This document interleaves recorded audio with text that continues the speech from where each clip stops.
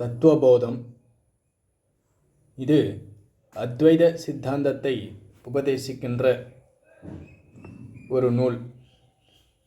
இதனை பிரகரண கிரந்தம் என்று அழைப்பது உண்டு. இந்த நூலானது வேதாந்தம் படிக்க விரும்புபவர்களுக்கு ஒரு ஆரம்ப நூலாக அல்லது பாலப்பாடம் என்றும் சொல்வது உண்டு. இதனை எழுதியவர் ஆதிசங்கரர். இதனை மிகவும் எளிமையாக வேதத்தில் உள்ள கருத்துக்களை சுருக்கி நமக்கு அதனுடைய தாத்பரியம் என்ன என்பதனை இங்கு இந்த தத்துவபோதத்தில் எளிமையாக நமக்கு விளக்கியுள்ளார்.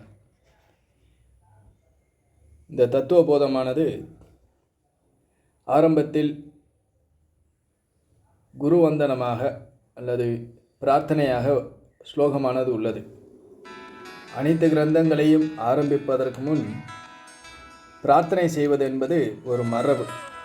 அந்த மரபின்படி இங்கும் விக்னமில்லாமல் இந்த நூலானது பரிபூர்ணமாக முடிய வேண்டி பிரார்த்தனையானது செய்யப்படுகிறது. வாசுதேவேந்திர யோகேந்திரம் நத்வா ஞானப்ரதம் குரும் முமுக்ஷூணாம் ஹிதார்த்தாய தத்துவபோதோபிதீயதே. தத்துவபோதமானது ஆரம்பிக்கப்படுகிறது. Knowledge of truth. இந்த தத்துவபோதமானது ட்ரூத், உண்மை, வாழ்க்கையின் உண்மை, அதாவது நிலையாமை, எதெல்லாம் நிலையானது எதெல்லாம் நிலையற்றது என்பதனை விளக்குகின்ற ஒரு நூல். ஒரு நூலை ஆரம்பிப்பதற்கு முன் 4 விஷயங்கள் சொல்வது உண்டு. அதனை நாம் சம்பந்த சதுஷ்டயம் என்று கூறுவோம். விஷய, அதிகாரி, சம்பந்த, பிரயோஜனம். இங்கே படிக்கின்ற விஷயமானது தத்துவம், அதாவது வேதாந்தத்தினுடைய தத்துவம். விஷய, யாரெல்லாம் இந்த தத்துவத்தை அறிந்து கொள்ள விரும்புகிறார்களோ அல்லது reality, what is reality of human life என்பதனை அறிந்து கொள்ள விரும்புகிறார்களோ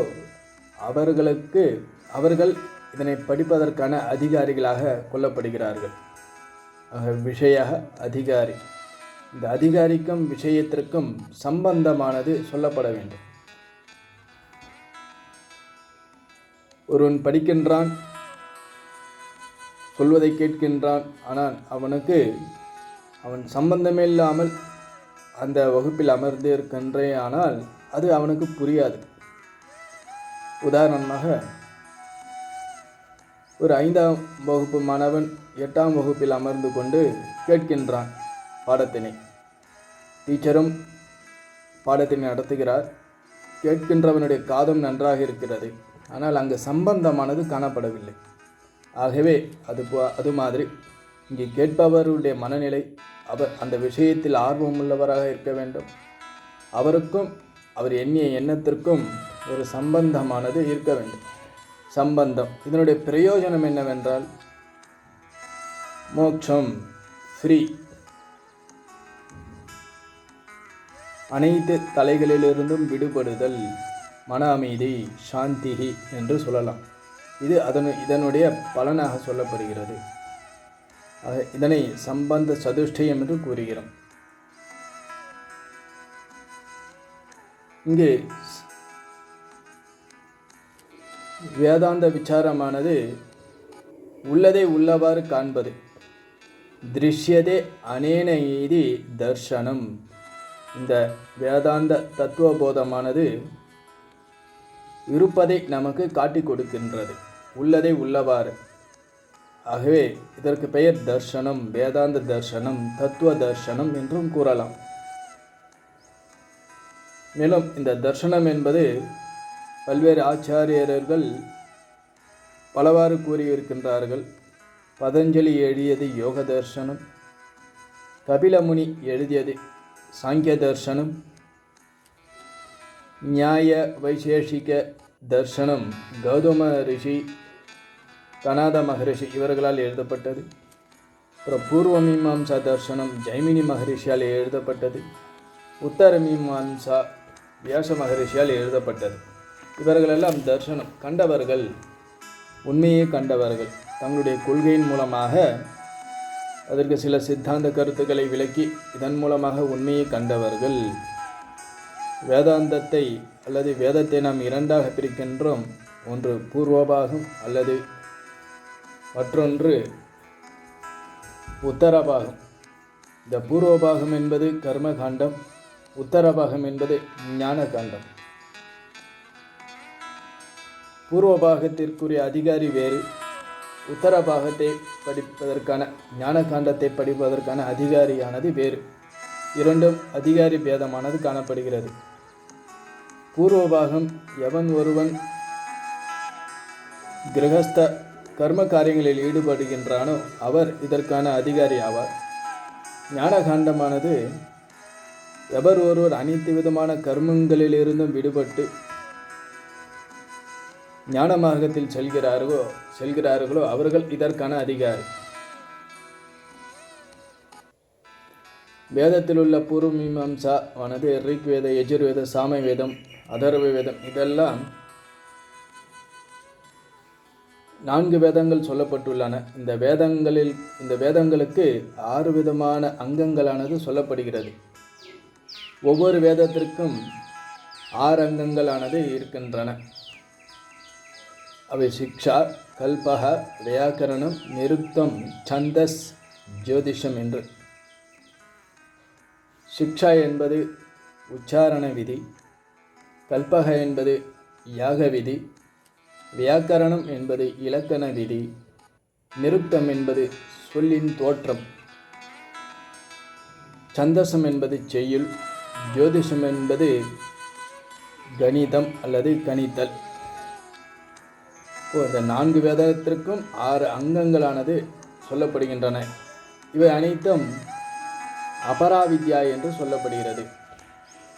ஞானகாண்டம் மட்டுமே பராவித்யா, அதற்கு வேறான அனைத்தும் அபராவித்யா என்று சொல்லப்படுகிறது.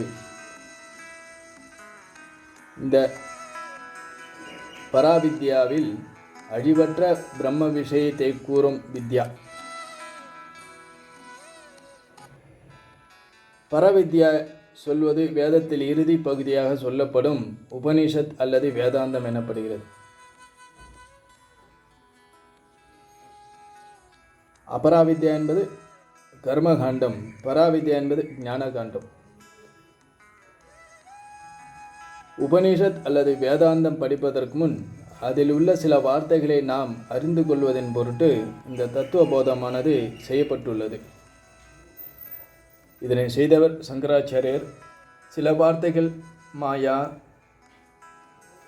அத்தியாசம், ஆரோபணம், விலக்ஷணம் இத்தகைய சில வார்த்தைகள் அங்கு உபதேசிக்கப்படுகிறது. அந்த வார்த்தை இது மாதிரி நிறைய வார்த்தைகள் உபதேசிக்கப்படுகின்றன. அதற்கான அர்த்தங்கள் என்ன என்பதனை இந்த தத்துவ போதத்தில் விளக்கியுள்ளார் ஆச்சாரியர். இந்த தத்துவ போதமானது குரு சிஷ்ய கேள்வி பதில் சம்பந்தமாக அமைந்துள்ளது. சிஷ்யனானவன் கேள்வி கேட்க குருவானவர் அதற்கு பதில் கூறும் விதமாக இந்த தத்துவபோதமானது அமைக்கப்பட்டுள்ளது. இருப்பதிலே மனித பிறவி உயர்ந்தது. இந்த மனித பிறவியில் மட்டுமே ஒரு மனிதனானவன் தன்னை உணர்ந்து கொண்டு மோட்சத்தை அடைவதற்கான வழி. அதற்காக தான் இந்த மனித சரீரமே கிடைக்கின்றது. அவ்வாறாக கிடைத்த இந்த மனித சரீரத்தை உலக விஷயங்களில் நாட்டம் கொண்டு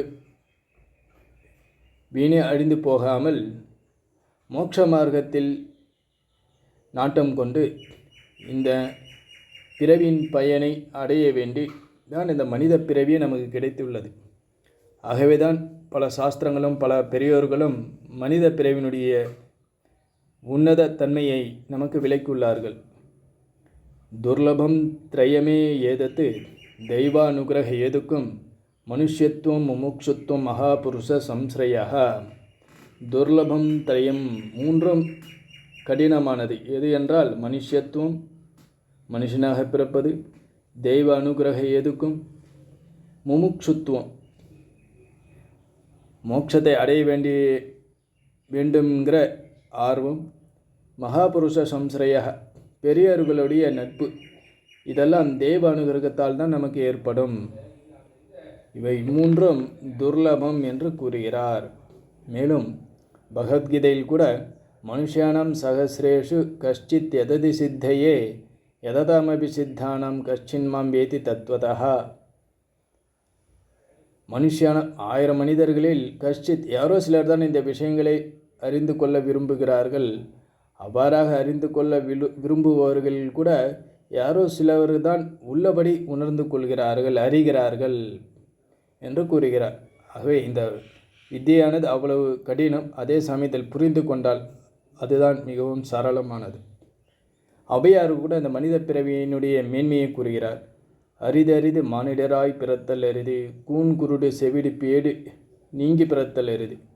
கூன் குருடு செவிடு பேடு நீங்கி பிறந்த கால் ஞானமும் கல்வியும் நயத்தல் அரிது.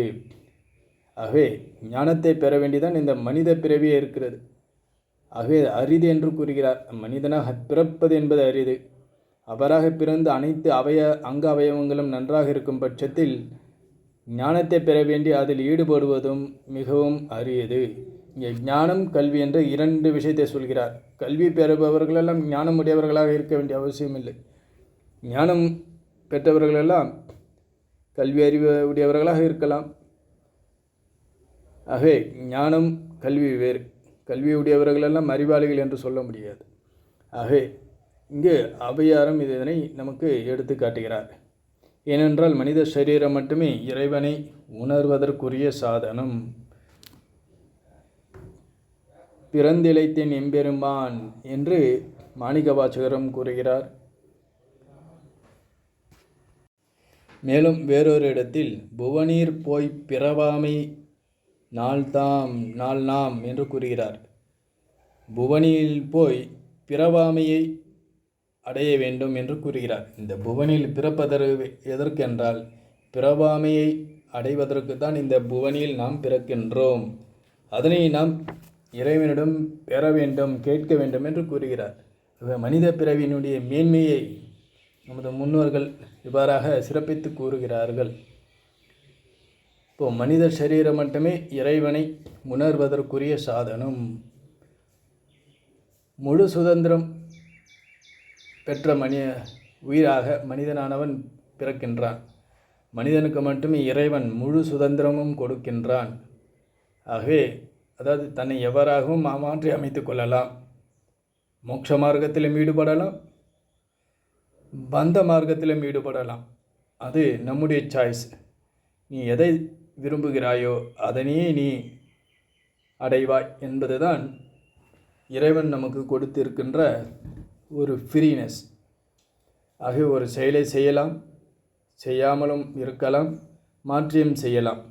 கர்த்தும் சக்கியதே அகர்த்தும் சக்கியதே அந்யதா வா கர்த்தும் சக்கியதே. அதே சமயம் இந்த உடலில் பலவித நோய்கள் இருக்கின்றன. ஆத்தியாத்மிக துக்கமானது காணப்படுகிறது. பிறரிடம் என்ற துக்கங்கள் நாம் பௌதிக துக்கம் என்று கூறுகிறோம். பெருமழை, பெரும் நோய்கள், பூகம்பம் இவையெல்லாம் ஆதி தெய்வீகமான துக்கங்கள் என்று கூறுகிறோம். ஆகவே இந்த 3 துக்கங்களை நீங்க தான் நாம் வாழ்நாள் முழுவதும் போராடுகிறோம். இந்த துக்கத்தை நீக்குவது மட்டும் மனிதன் முயற்சிக்கவில்லை. இந்த துக்கத்தை நீக்கிய பிறகு நான் சுகமாக இருக்க வேண்டும், நான் துன்பம் இல்லாமல் இருக்க வேண்டும், நோய் நொடி இல்லாமல் இருக்க வேண்டும் என்று ஒவ்வொரு மனிதன் மட்டுமல்ல, அனைத்து விதமான விலங்கு பறவைகள் கூட சுகத்தையே விரும்புகின்றன. பொதுவாக 4 விஷயங்கள் அனைவருக்கும் பொதுவானதாக சொல்லப்படுகிறது. பறப்பன, ஊர்வன, நீந்துவன, நடப்பன என்று அனைத்து விதமான உயிரினங்களுக்கும் 4 விஷயங்கள் பொதுவானதாக காணப்படுகின்றன. அது ஆகார நித்ரா பயம் மைதுனஞ்ச சாமானியமிது பசுபிஸ் நராணாம் தர்மோ ஹி தேஷம் அதிகோ விசேஷா தர்மேன ஹீனா பசுபிர் சமானாக. ஆகாரம் என்றால் உணவு, நித்ரா என்றால் உறக்கம், பயம் என்றால் பயம், மைதுனம் என்றால் இனப்பெருக்கம். இனப்பெருக்கம் செய்வது, தன்னுடைய வம்சங்களை பெருக்கிக் கொள்வது என்பது அனைத்து விதமான உயிர்களுக்கும் இறைவன் கொடுத்திருக்கின்ற ஒரு சக்தி. பிறகு பிற உயிர்களிடமிருந்து பயப்படுதல் என்பது ஒரு மனிதனுக்கு இருக்கின்ற பொதுவான, அனைத்து உயிர்களுக்கும் இருக்கின்ற பொதுவான குணம். நித்ரா அனைத்து உயிர்களுக்கும் உறக்கம் என்பது தவிர்க்க முடியாதது. ஆகவே இந்த நித்ரா என்பது அனைவருக்கும் பொதுவாக காணப்படுகின்ற ஒரு விஷயம். உணவு, அனைத்து உயிர்களும் மற்றொரு உயிர்களுக்கு உணவாகவே மாறிவிடுகின்றன. தாவரங்கள் மனிதருக்கு, விலங்குகளுக்கும், பிறகு மனிதன் மீண்டும் இறந்த பிறகு தாவரத்துக்கு உணவாக மாறிவிடுகின்றான். ஆகவே அனைவரும் ஆகாரமாக இருக்கின்றோம். அப்போ ஆகாரம் என்பது தவிர்க்க முடியாதது, அனைத்து உயிர்களுக்கும் பொதுவானது. இப்போ அந்த ஆகார நித்ரா பயம் மைதுனஞ்ச சாமானியம் இவையெல்லாம் சமமாகவே காணப்படுகின்றன. பசுபி நராணாம், இப்போது மனிதனாக பிறந்ததனுடைய பயன் என்ன என்றால் தர்மத்தின்படி வாழ்வது, தர்மத்தை அனுசரித்து தன்னுடைய வாழ்க்கையை அமைத்து கொள்வது, இது மட்டுமே விசேஷம் என்று இங்கு சொல்லப்படுகிறது. வாழ்க்கையில் 2 விதமான மார்க்கங்கள் காணப்படுகின்றன. ஒன்று பிரவருத்தி மார்க்கம், மற்றொன்று நிவிருத்தி மார்க்கம். பிரவருத்தி மார்க்கம் என்பது திருமணம் செய்து கொண்டு குழந்தைகளை பெற்று தன்னுடைய வம்சங்களை பெருக்கிக் கொண்டே செல்வது என்பது இது பிரவருத்தி மார்க்கம். இது அனைத்து உயிர்களுக்கும் பொதுவானது. பறவை, விலங்குகள், மனிதன் அனைவருக்கும் பொதுவான ஒரு விஷயம். அதே நிவிருத்தி என்பது அனைவர்களுக்கும் பொதுவான விஷயம் அல்ல, அது மனிதனுக்கு மட்டுமே இருக்கின்ற ஒரு விஷயம். நிவிருத்தி மார்க்கம் அனைத்தும் இனி நான் அனுபவிக்க வேண்டியது எதுவுமே எனக்கு தேவையில்லை, போதும் என்ற மனநிறைவுடன் தான் பிரவருத்தி மார்க்கத்திலிருந்து தன்னுடைய மனதை நிவிருத்தி மார்க்கத்தில் ஈடுபடுத்திக் கொள்வது, அதனை நிவிருத்தி மார்க்கம் என்று சொல்கிறோம். அந்த நிவிருத்தி மார்க்கத்தில்தான் ஞானகாண்டம், வேதாந்தம், அத்வைதம் என்று வருகிறது. பிரவருத்தி மார்க்கத்தில் அனைத்தும் கர்மங்களை செய்து கொண்டு தன்னுடைய வம்சங்களை பெருக்கிக் கொண்டு இருப்பது பிரவருத்தி மார்க்கம். இனி எனக்கு வேண்டாம், அனைத்தும் போதும் என்று மன நிறைவுடன் அதிலிருந்து விலகுவது நிவிருத்தி மார்க்கம். இந்த தத்துவபோதமானது கேள்வி பதில் ரூபமாக அமைந்துள்ளது. சிஷ்யன் கேள்வி கேட்க அதற்கு குருவானவர் பதில் சொல்லும் விதமாக அமைந்துள்ளது. இந்த ஆரம்பமே முமுக்ஷூனாம் ஹிதார்த்தாய், அதாவது மோட்சத்தை அடைய விரும்புகிறவர்களுக்கு இதத்தை உபதேசிப்பதன் பொருட்டு இந்த தத்துவபோதமானது ஆரம்பிக்கப்படுகிறது. அவராக ஆரம்பிப்பதற்கு முன் நத்வா வணங்கிவிட்டு, யாரை வணங்கிவிட்டு? வாசுதேவேந்திர யோகீந்திரம், யோகியாகவும் இருக்கின்ற அந்த வாசுதேவரை, அந்த நாராயணனை வணங்கிவிட்டு, எதற்காக? ஞானப்பிரதம், ஞானத்தை வழங்குகின்ற அந்த குருவையும் வணங்கி நான் இந்த தத்துவபோதத்தை அபிதி பிரசன்டட், நான் இதனை ஆரம்பிக்கின்றேன். எதற்காக? ஃபார் லிபரேஷன், அனைத்திலிருந்தும் விடுபட விரும்பி இந்த நாலேஜானது நமக்கு வழங்கப்படுகிறது. முதல் கேள்வியானது சாதன சதுஷ்டய சம்பன்ன அதிகாரினா மோட்ச சாதன பூதம் தத்துவ விவேக பிரகாரம் பக்ஷியாமக. சாதன சதுஷ்டய சம்பன்ன அதிகாரினாம், யாருக்கு இதை சொல்லப் போகிறோம் என்ற விஷயத்தை இங்கு தெளிவுபடுத்துகிறார். ஒரு விஷயத்தை நாம் யாருக்கு கூறுகிறோம், யாருக்கு சொல்கிறோம் என்ற விஷயத்தில் தெளிவானது தேவை. அதனை இங்கு ஆச்சாரியர் குறிப்பிடுகிறார். சாதன சதுஷ்டய சம்பன்னஹா, சாதன சதுஷ்டயம் என்ற அந்த விஷயத்தில் கூடியவனாக இருக்கின்ற அந்த அவன்தான் இதற்கான அதிகாரி. அவன் மோட்ச சாதன பூதம். அந்த மோட்ச சாதன பூதத்தை தத்துவ விவேகம் பிரகாரத்தை நாம் வக்ஷியாமக சொல்லப் போகிறோம். Discriminative knowledge of truth is the means of liberation for the qualified one who are endowed with the fourfold sadhanas. இந்த 4 விதமான சாதனைகள், அந்த என்னென்ன சாதனைகள் என்பதனை இங்கே கீழே சொல்லப் போகிறார். ஒவ்வொரு சாதனையும் என்ன என்று கேட்டு அதற்கு பதிலும் சொல்லப் போகிறார். சாதன சதுஷ்டயம் கிம்? இதுதான் முதல் கேள்வி. சாதன சதுஷ்டயம் என்றால் என்ன?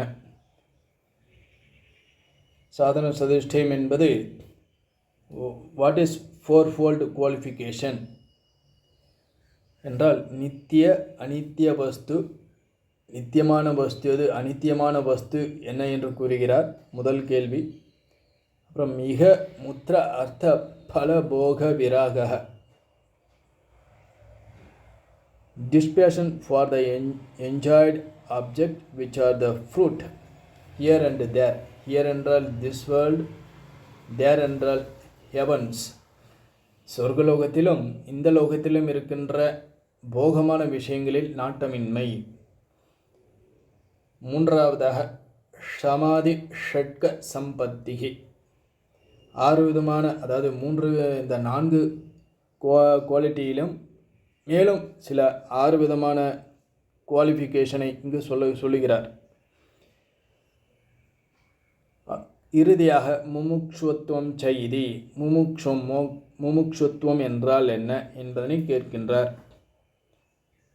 த டிசைர் ஃபார் லிபரேஷன். இப்போ 4 விதமான கேள்விகள். சாதன சதுஷ்டயம் என்றால் என்ன? நித்திய அனித்திய வஸ்து விவேகம் என்றால் என்ன? இகமுத்திர பலபோர்த்த விராக என்றால் என்ன?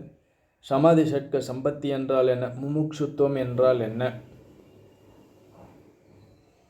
இதுதான் இங்கே ஆச்சாரியருக்கு முன் வைக்கப்படுகின்ற கேள்வி.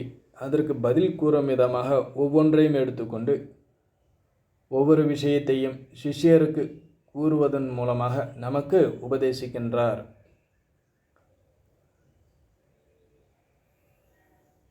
சாதன சதுஷ்டயம். சாதன சதுஷ்டயம் என்றால் என்ன? முதல் கேள்வி, அதற்கு பதிலானது நித்திய அனித்திய வஸ்து விவேகம். முதலில் தேவையான குவாலிஃபிகேஷன் என்னவென்றால் விவேக புத்தி. எதெல்லாம் நித்தியமானது, எவையெல்லாம் அனித்தியமானது, நாம் எதையெல்லாம் நித்தியம் என்று நினைக்கின்றோமோ அவையெல்லாம் அனித்தியமானது. நாம் எதை பற்றி சிந்திக்கவில்லையோ, எதை பற்றி உணரவில்லையோ அந்த வஸ்துவானது நித்தியமானது. நாம் நம்முடைய வாழ்க்கையை நாம் நித்தியம் என்று நினைக்கின்றோம். நம்முடைய சரீரத்தை நித்தியம் என்று நினைக்கின்றோம். நாம் வாழ்கின்ற இந்த வாழ்க்கை தான் எப்போவும் நிலைத்திருக்கப் போவது என்று நாம் எண்ணுகின்றோம். நாம் உலகில் பிறந்ததே இந்த உலகத்தை ஜெயிப்பதற்காக தான் என்று நாம் எண்ணுகின்றோம். உலகம் தனக்காக தான் படைக்கப்பட்டது என்று எண்ணுகின்றோம். இவையெல்லாம் நாம் இந்த அனித்தியமான விஷயங்களை நித்தியம் என்று எண்ணி நாம் ஆடுகிறோம், ஓடுகிறோம். அதுவும் இந்த இளமையை நாம் மிகவும் போற்றி புகழ்கின்றோம். குழந்தை பருவத்தை போற்றுகின்றோம், பொருளாதாரத்தை போற்றுகின்றோம், அழகை நாம் ஆராதிக்கின்றோம். இவையெல்லாம் நிலை இல்லாததை நாம் நிலையானது என்று நாம் எண்ணுகின்றோம். அதனை தான் இங்கு நித்தியம் அனித்திய வஸ்து விவேகம். இந்த அனித்தியமானதை நாம் நித்தியம் என்று எண்ணுகின்றோம். இப்போ அனித்தியமானது என்ன, நித்தியமானது என்ன என்ற அந்த விவேகம் இல்லாத வரையில் நம்மால் இந்த அறிவானது பெறுவதற்கு மிகவும் கடினம். எவையெல்லாம் அழியக்கூடியது, எதுவெல்லாம் அழிவில்லாதது என்ற அறிவானது நமக்கு தேவை. திருக்குறளில் கூட நில்லாதவற்றை நிலை என்று உணரும் புல் அறிவாண்மை கடை. எவையெல்லாம் நிலை இல்லாதவையோ அவையெல்லாம் நிலையானது என்று எவன் ஒருவன் அறிகின்றானோ அவனுடைய அறிவானது புல் அறிவு. புல்லுக்கு இருக்கின்ற அறிவு தான். இப்போ யத் கிருதம் தத் அனித்தியம். எவையெல்லாம் செய்யப்பட்டதோ அவையெல்லாம் அனித்தியமானது. எவையெல்லாம் நம்மால் பார்க்கப்படுகிறதோ அவையெல்லாம் அனித்தியமானது. இந்த உலகம் அனித்தியம். இவையெல்லாம் எடுத்தவுடனே நமக்கு புரியாது. ஏனென்றால் நாம் எவையெல்லாம் நாம் நித்தியம் என்று நினைக்கின்றோமோ அவையற்றையெல்லாம் நாம் இப்பொழுது நெகெட் பண்ண போகிறோம். அவற்றையெல்லாம் நீக்குவதுதான் நமது முதல் வேலை. இப்போ நம் முன்னாடி இருக்கின்ற இந்த ஜெகத்தானது, காட்சி பொருளானது நாம் எப்பொழுது நித்தியம் என்று நினைக்கின்றோம். ஏனென்றால் இதன் மூலமாக தான் நாம் சுகத்தை அனுபவிக்கின்றோம், அறிவை அனுபவிக்கின்றோம். அந்த சுகமும் அறிவும் இதனிடமிருந்து வருவதால் இதனை நாம் நீக்குவது என்பது மிகவும் கடினமானது. இந்த முதலே கடினம் என்றால் அடுத்து வருகின்ற மற்றதெல்லாம் மிகவும் கடினமாகிவிடும். ஆனால் சிறிது சிந்தித்து பார்ப்போமானால் இதனை நாம் எளிதாக கடந்து விடலாம். இந்த நித்தியமானது என்பது டைம்லெஸ். அனித்தியம் என்பது டைம் பவுண்ட். இந்த time bound, what is time bound and timeless? எதெல்லாம் காலத்திற்கு உட்பட்டதோ அவையெல்லாம் அனித்தியமானது. எவையெல்லாம் காலத்திற்கு உட்படாததோ அதெல்லாம் நித்தியமானது. எதெல்லாம் காலத்திற்கு உட்பட்டது? ஒரு பொருளை வாங்குகின்றோம் என்றால் அந்த பொருளானது எக்ஸ்பைரி டேட்டெல்லாம் இருக்குது. அதெல்லாம் காலத்திற்கு உட்பட்டது. ஒரு 6 மாதமோ அல்லது 5 வருடமோ இல்லை 10 வருடமோ ஒரு குறிப்பிட்ட காலவரையறுக்கு உட்பட்டது. ஆகவே அவையெல்லாம் அனித்தியமானது. நம் சரீரம் ஒரு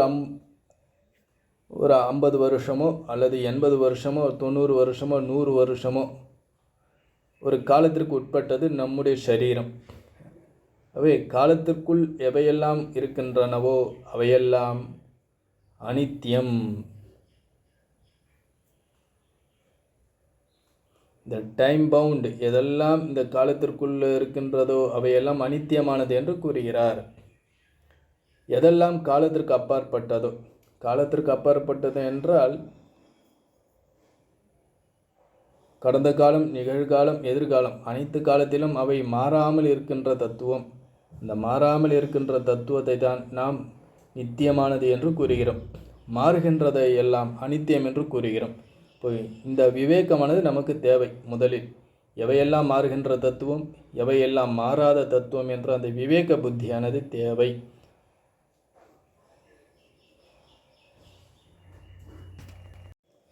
எவையெல்லாம் பார்த்து கொண்டு இருக்கும் பொழுது நமது கண் முன்னே அழிந்து போகின்றனவோ அவையெல்லாம் அனித்தியமானது.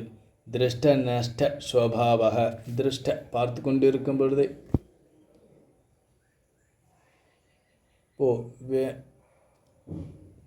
மேலும் இது துக்க தோஷ அனுதர்சனம். இதில் இருக்கின்ற துக்கத்தையும் தோஷத்தையும் நாம் எண்ணி பார்க்க வேண்டும். இது புரிந்து கொள்வதற்கு மிகவும் கடினமானது. புரிந்து கொண்டால் மிகவும் எளிமையானது. இது புரியாதது என்பதில்லை. நாம் பல நாள் இந்த விஷயத்தை பார்த்து பழகியதால் இதிலிருந்து நீக்குவது என்பது சிறிது காலம் எடுக்கும். ஆகவே இது மிகவும் எளிமையானது. இந்த விவேக புத்தியானது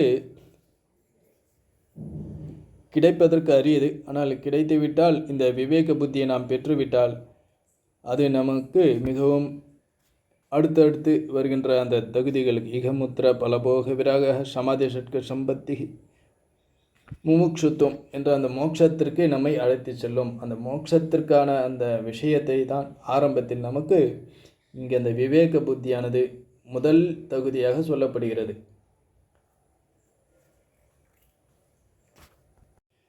மேலும் இந்த நித்திய அனித்திய வஸ்துவை பற்றி அடுத்து வருகிற மேலும் விவரமாக சொல்லுகிறார். நித்தியம் என்றால் என்ன, அனித்தியம் என்றால் என்ன, அதனை பற்றி நாம் அந்த கேள்வி வரும்போது நாம் அதனை அங்கு பார்ப்போம். இப்போது இங்கே 4 விஷயங்கள் சொல்லப்படுகிறது. சாதன சதுஷ்டயம். அதில் முதலாவதான சாதனம் என்னவென்றால் நித்திய அனித்திய விவேகம்.